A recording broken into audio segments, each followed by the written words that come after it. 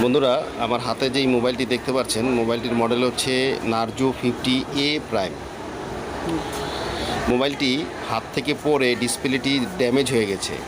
দেখতে পাচ্ছেন ডিসপ্লের মধ্যে বিভিন্ন ধরনের র্যাক চলে আসছে। দ্যাট মিন্স এই ডিসপ্লেটি পরিবর্তন করতে হবে। এই ডিসপ্লেটি পরিবর্তন করার যাবতীয় প্রসেস আমরা আপনাদের সাথে সরাসরি শেয়ার করব। আশা করি ভিডিওর শেষ পর্যন্ত আমাদের সাথে থাকবেন এবং আমাদেরকে উৎসাহ প্রদান করবেন। ডিসপ্লে পরিবর্তন করার জন্য আমরা মোবাইলটি ডিসঅ্যাসেম্বল করে নিব, ব্যাকশেল এবং বডিটি রিমুভ করে ফেলব। তবে অবশ্যই ফিঙ্গার র্যাবরটি খুব সতর্কভাবে খুলে নেবেন, অন্যথায় ছিঁড়ে যেতে পারে। আমরা ব্যাটারিটি রিমুভ করে নিব, কারণ ব্যাটারির নিচ দিয়ে এলসিডির র্যাবনটি আসছে। বন্ধুরা, আমরা যেহেতু মাদারবোর্ড খুলব না, তাই আমরা ক্যামেরাটি প্রোটেকশন দিয়ে নিব। বন্ধুরা, আমরা পুরাতন ডিসপ্লেটি রিমুভ করে নিয়েছি। এখন আমরা নতুন ডিসপ্লেটি কিউসি করব, অর্থাৎ A to Z চেক করে দেখব ডিসপ্লেটি প্রপার কাজ করছে কিনা। যদি কিউসিতে ডিসপ্লেতে আমরা ওকে পাই, দেন আমরা নতুন ডিসপ্লেটি ফাইনালি লাগিয়ে নিব।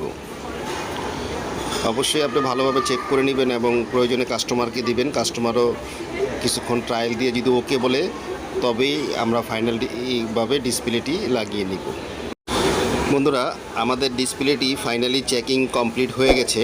এখন আমরা বডি থেকে পুরাতন গামগুলি প্রপারলি ক্লিন করে নিব। যত ভালো ক্লিন করতে পারবেন, ততই এলসিডিটি সেট আপ ভালো হবে। তাই অবশ্যই খুব ভালোভাবে এটা পরিষ্কার করে নেবেন। পরিষ্কারের পর আমরা বডির চারদিকে ভালোভাবে নতুন গাম দিয়ে নিব, যাতে কোথাও গাম মিসিং না হয়। তাতে করে ধুলাবালি ঢোকার চান্সেস খুব কম থাকবে। তাই অবশ্যই গামটা খুব সুন্দরভাবে দিয়ে নেবেন। ঘাম দেওয়ার শেষে আমরা নতুন ডিসপ্লেটি ফাইনালি বডিতে বসিয়ে নিব। বন্ধুরা, ডিসপ্লেটি সেট আপ করার পর আমরা সম্পূর্ণ মোবাইলটি অ্যাসেম্বল করে নিব। অর্থাৎ পূর্বে আমরা ডিসঅ্যাসেম্বল করার সময় যা যা খুলেছিলাম সবগুলো আবার নতুন করে সেট আপ করে নিব। যারা মোবাইল হসপিটালে সার্ভিস করাতে চান, স্ক্রিনে দেওয়া নাম্বারে সকাল 10টা থেকে রাত্র 8টার মধ্যে ফোন অথবা মেসেঞ্জারের মাধ্যমে যোগাযোগ করলে আমরা ইনস্ট্যান্ট রিপ্লাই দিয়ে থাকি। এছাড়াও সরাসরি আমাদের শপে চলে আসতে পারেন। আমরা সকল প্রকার মোবাইলের সার্ভিস করে থাকি, any kind of problem, any kind of brand. Finally fitting করার পর আমরা অবশ্যই কস্টেপ অথবা রাবার দিয়ে মোবাইলটি আটকিয়ে দিব, যাতে কোথাও দিয়ে ফাঁকা হতে না পারে।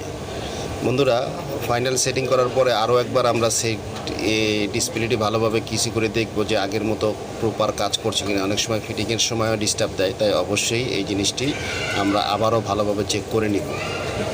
এতক্ষণ আপনাদের মূল্যবান সময় নষ্ট করে ভিডিওটি দেখার জন্য অনেক